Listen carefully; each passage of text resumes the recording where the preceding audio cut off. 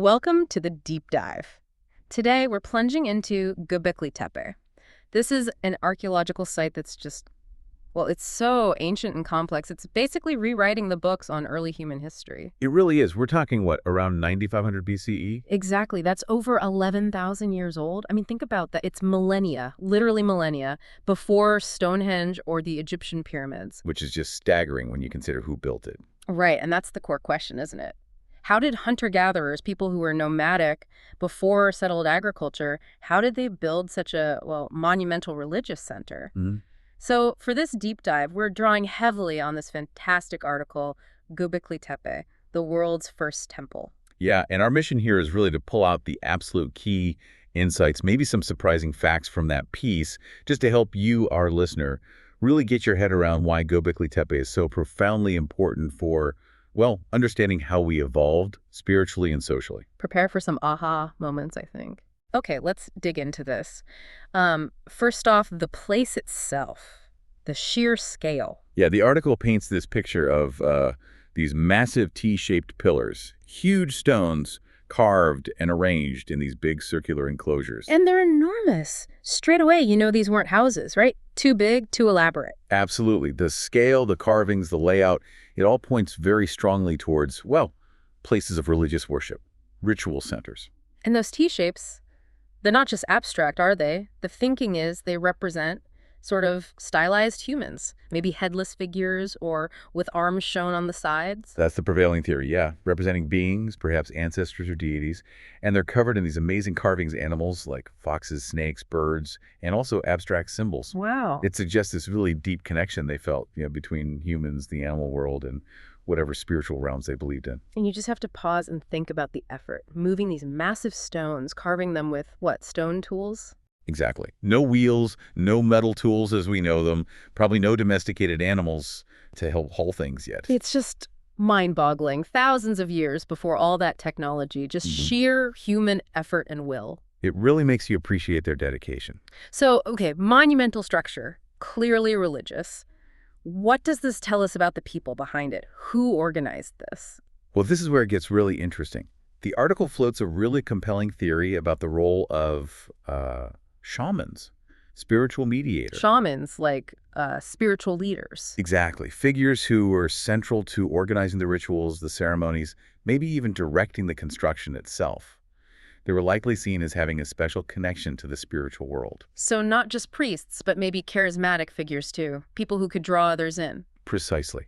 The article even makes a parallel, and this is just an analogy, to understand the type of influence to, say, modern political or spiritual celebrities. Think of someone like Barack Obama, or religious figures like Jesus or Muhammad. Wow. People with that kind of magnetic personality, that charisma, maybe combined with perceived divine connection, who could attract large groups for these gatherings. Okay, so people come for the rituals, drawn by these leaders. And here's the kicker, the really revolutionary part.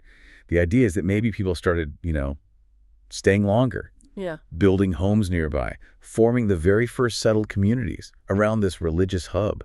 Wait, so religion first, then permanent settlements, not the other way around. That's the implication. For ages, we've assumed agriculture led to settled life, which then allowed time and resources for big projects like temples. Göbekli Tepe flips that script.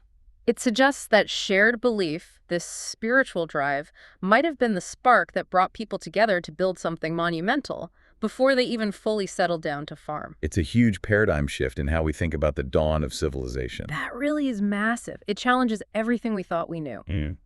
So, okay, if they're hunter-gatherers, often on the move, what motivates them to pour so much energy into building a fixed temple? Well, think about life back then. It's an uncertain world. Religion, or whatever form their spiritual beliefs took, likely helped answer those big existential questions. Why are we here? What happens after death? How does the world work? It provides structure, meaning. Exactly.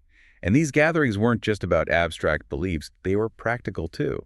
Think spiritual rituals, yes, but also massive social events, bonding the community together. Okay, so reinforcing social ties. And crucially, the article points out, it was probably a key place for finding life partners. For small, scattered, nomadic groups, meeting others from different bands was vital for genetic diversity. Ah, right. So it's like a central meeting point for worship, yes, but also for community building, social networking, even ensuring the group's future. Makes sense. It becomes this critical hub. Which brings us back to the dedication needed. It wasn't just socializing, there must have been incredibly powerful experiences fueling this massive undertaking. Right. And the article delves into this, suggesting that maybe prophets or visionaries within the community were having profound religious experiences. Like what kind of experiences? Well, could be through dreams, powerful visions, maybe altered states of consciousness. How would they achieve altered states? The article speculates, and it is speculation, possibilities like psychoactive plants, maybe extreme fasting, prolonged meditation, chanting, drumming. Things known to induce altered states in many cultures. Okay. The key thing to grasp, though, is that for the people then, these weren't just, trips. They likely perceived them as genuine, direct connections to the divine, to the spirit world. And that level of belief, that conviction, that's what makes sense of moving multi-ton pillars with primitive tools. Exactly. If you truly believe you're communicating with the sacred or fulfilling a divine plan revealed in a vision, then that kind of monumental effort becomes understandable, necessary even. It speaks volumes, doesn't it, that deep conviction? But was it just about belief, or was there a layer of, let's say, intellectual sophistication in the design itself? Oh, definitely. This is another fascinating aspect. The article highlights that the design of Göbekli Tepe isn't random. It's thought to embody some pretty deep cosmological knowledge. Cosmological, like astronomy. Yeah, essentially. There's evidence suggesting certain alignments within the structures might correspond to solar events like solstices or equinoxes, or maybe even the positions of specific stars or constellations. So they were tracking the heavens, using the temple itself. It seems plausible, aligning pillars, maybe using openings to frame celestial events. It suggests an early, sophisticated understanding of astronomy woven directly into their religious practice. Like trying to connect their human rituals on Earth with the cycles of the cosmos. Precisely. You could almost call it the birth of a kind of spiritual science. Not science in our modern separate sense, but their way of observing, understanding, and ritually engaging with the universe. Wow. So the temple wasn't just a place of worship, it was maybe also a kind of observatory, a cosmic clock. Something like that. Syncing human life with the rhythms of the universe. It's pretty profound. It really is. Connecting that ancient knowledge back then to our own ongoing fascination with space today. Yeah. It's amazing. Now, okay, a site this old, this sophisticated, this mysterious, it's bound to attract some, let's say, alternative theories. Oh, inevitably. And yes, the article briefly touches on this. You hear the fringe theories, often involving, extraterrestrial help, because it seems so advanced for its time. Right, the ancient alien stuff. Yeah, but the article is very clear, and the overwhelming archaeological consensus supports this.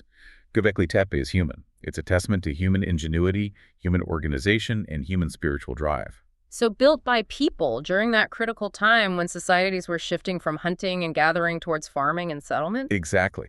It stands as powerful evidence of what humans were capable of, driven by belief and community long before we might have expected. Okay, so let's circle back to that idea of spiritual leadership and how it connects to later history.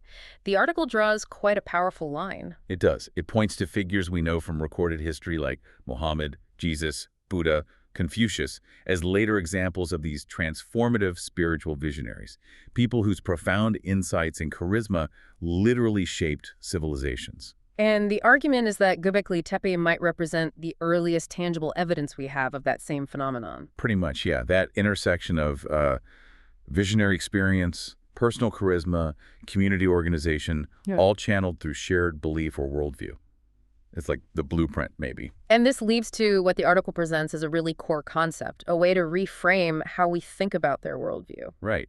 And this is crucial. The idea is that what we label religion today, ancient people, like those at Göbekli Tepe, likely viewed quite differently. For them, it might have been closer to what we'd call science. How so? In the sense that their religion was their framework for understanding everything. The cosmos, nature, human purpose, how things worked. It wasn't separate from empirical observation. It was encoded within their rituals, their myths, their structures. Okay, I think I get it. So it wasn't just faith versus facts, like we sometimes see it today. It was their holistic system for explaining reality. Exactly. Göbekli Tepe, in this view, embodies that synthesis.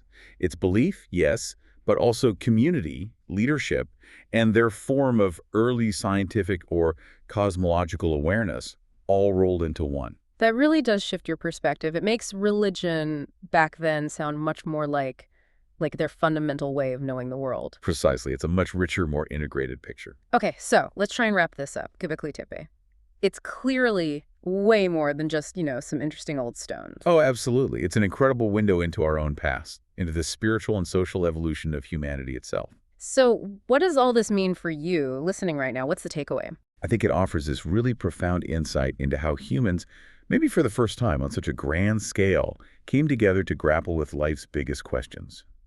Who are we? Why are we here? What's our connection to the universe? And in doing so, they laid the groundwork. Yeah, the very foundations for complex societies, for organized religion, for so much of our shared cultural heritage. It shows us that this drive to find meaning, to understand our place, to connect with something larger, it's incredibly ancient and deeply human. So here's a final thought to leave you with.